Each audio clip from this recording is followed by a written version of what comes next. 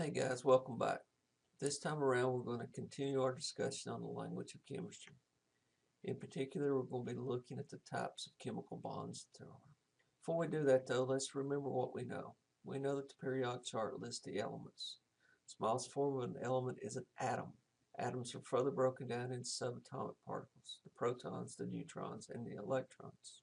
We know, as read from the periodic chart, every element is electroneutral, no net charge. We've also learned, though, that does not mean that every element is stable, as written from the periodic chart. Stability is governed by the octet rule, or the rule of 8. And if you remember, the rule of 8 says that the outermost energy level must be full, or the outermost energy level must have 8 electrons in it. Now, that outermost energy level is known as the valence shell, and the electrons found in the outermost energy level are known as the valence electrons. There are some examples of elements that are stable as well as electroneutral in nature.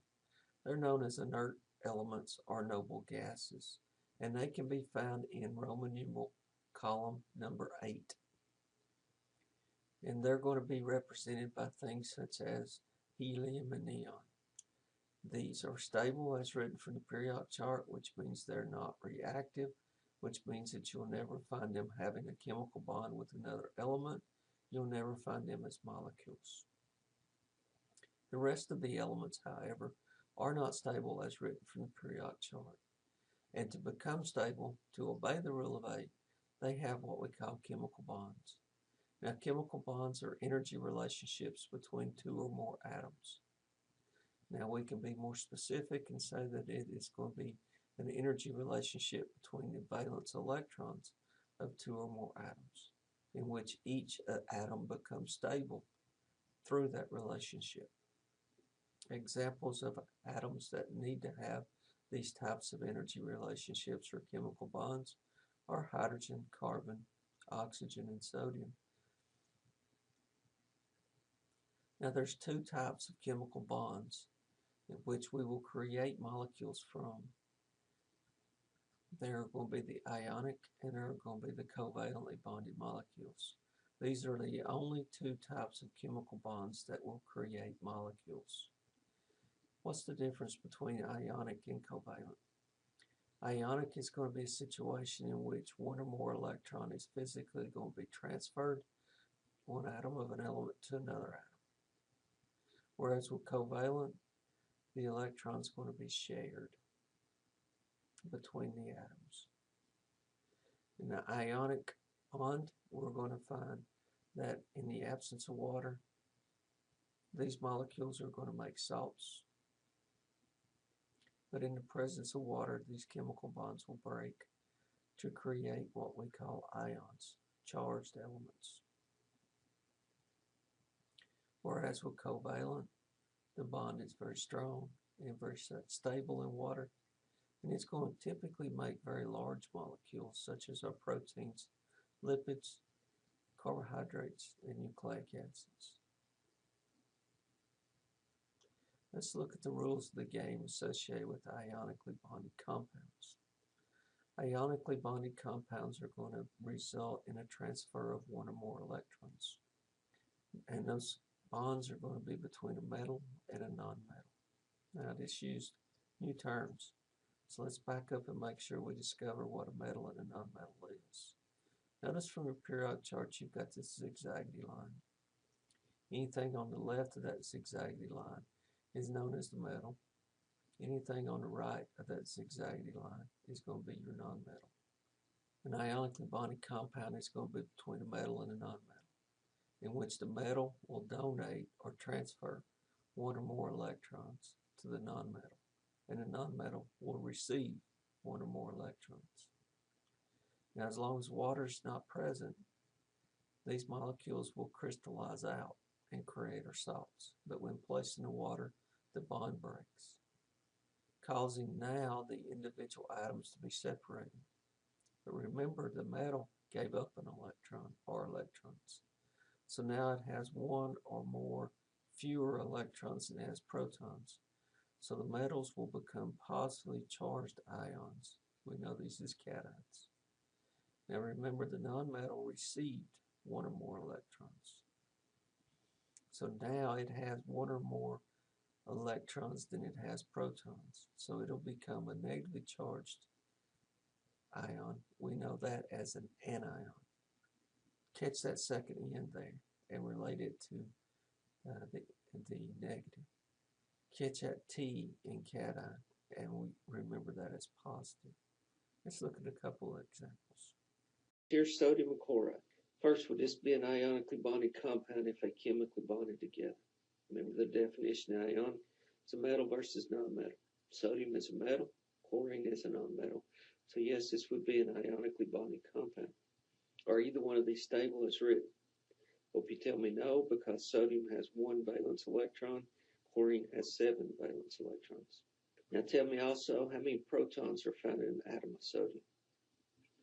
I hope you tell me by now that there's 11. How many protons are found in an atom of chlorine? I hope by now you tell me there's 17. How many electrons are found in sodium? 11. How many electrons are found in chlorine? 17. Now, are they electroneutral as written here? Yes. Are they stable? No. Now, how can we make them stable as cheap as possible? Now, let's think of it as money. Would it be cheaper for sodium to give up 1 electron and revert back to the second energy level? Or would it be cheaper for it to gain 7 electrons if it costs the same to give up an electron as it does to gain an electron? I hope you tell me it would be cheaper for sodium to give up its 1 electron. On the flip side though, would it be cheaper for chlorine to pick up 1 electron, so it has 8 in its outer shell, or give up the 7 electrons it has in its outer shell, if it costs the same to give up an electron as it did to gain 1? I hope you tell me that it would be cheaper for chlorine to actually gain an electron. So now let's take this 1 electron that's found in this outer shell here and move it over here to chlorine. Now if I do that, physically move it over there, is chlorine now stable? I hope you say yes, because it has 8 electrons in its outer shell. Is sodium now stable? Yes, because this energy level goes away now, and it reverts back to its energy level number 2, and its energy level number 2 has 8 in it. So now sodium is stable. Now, as long as it stays in its crystal format, sodium chloride is going to be a stable salt. Place it in water, this bond breaks. Now, tell me a little bit about sodium. How many protons does sodium now have? Hope you tell me 11. How many electrons does it now have? I hope you tell me it has 10.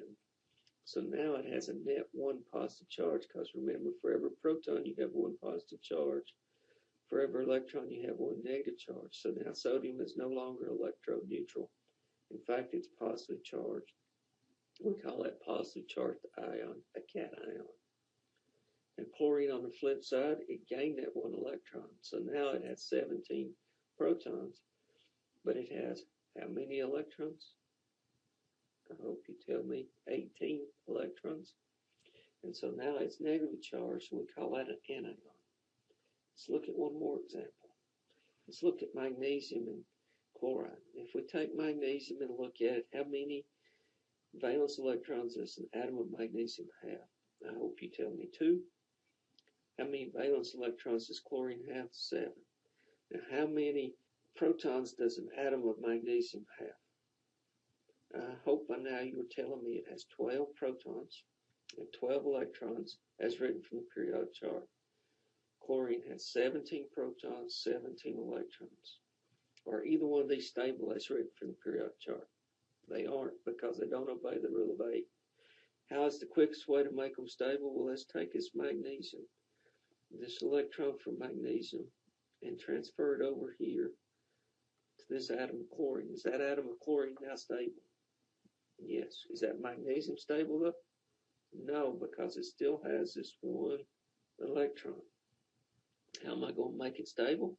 If the reaction is only between magnesium and chloride, I'm going to have another chloride or chlorine atom in which I can transfer that second electron to. Now this chlorine atom is stable.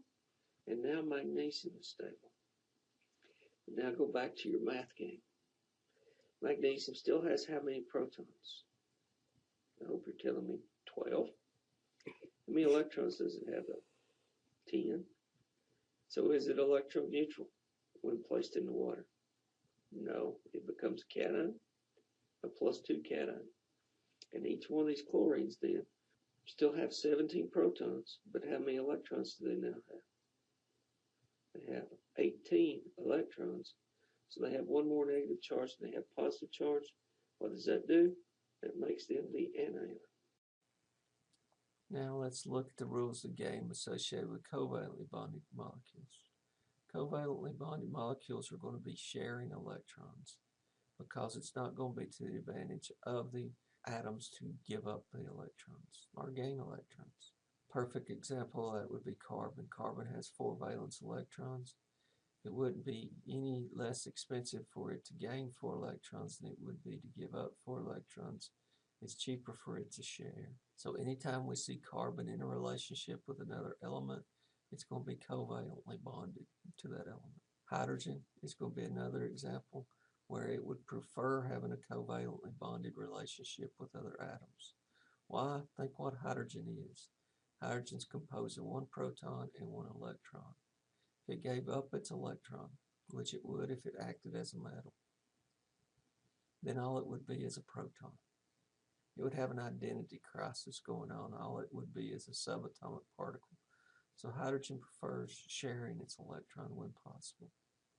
The other example where we find covalently bonded molecules is when we have two or more atoms of nonmetals chemically bonded together, such as with oxygen.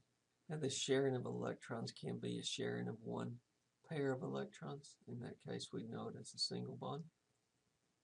Notice how you depict that with a solid single line between the two atoms. We can also have sharing of 2 pairs of electrons. In this case, would be known as a double bond. Notice how you have the 2 lines, solid lines, depicting it. And then they can also be a sharing of 3 pairs of electrons, and that would be known as a triple bond. Again, notice the 3 lines. Now, if the sharing is equal, then we will have something that we know as a nonpolar molecule. Now, a nonpolar molecule, again, is when the electrons are being shared equal between the atoms. If they are not being shared equally between the atoms, we have something known as a polar molecule. Polar molecules dissolve in water. Nonpolar molecules do not dissolve in water. And all that dissolving inability to dissolve is associated directly with how they share these electrons. Again, there's only two types of chemical bonds that make molecules, covalent and ionic. But there is another key type of bond that we will talk about frequently here, and that's something known as a hydrogen bond. A hydrogen bond is going to be a weak interaction, chemical interaction, between adjacent molecules that are already chemically bonded through a covalent bond. The example you have here is water molecules, in which you'll see that adjacent water molecules will have a weak hydrogen bonding interaction between them. Now we represent those hydrogen bonding interactions as dotted lines. Now they don't seem to be very strong, they are very weak individually, but if you put a cluster of them together, you get an opportunity to do things like float boats. Because think about it, what is it about water that allows us to float things on it? We know it as surface tension, right? What is surface tension? Surface tension is actually the hydrogen bonding interaction between adjacent water molecules. While they might be weak, put trillions and trillions and trillions of them together and you can float ships. Now it's time to sit back and reflect a little bit. Let's think about the periodic chart and the elements. Let's think about atoms. Let's think about subatomic particles. Let's think about what electroneutral is and what stability is. What is a chemical bond? What's the role of a chemical bond? What types of chemical bonds are there that makes molecules? What's the difference between an ionic and a covalent bond? What is a hydrogen bond? And what is its importance? You have a great day. See you later.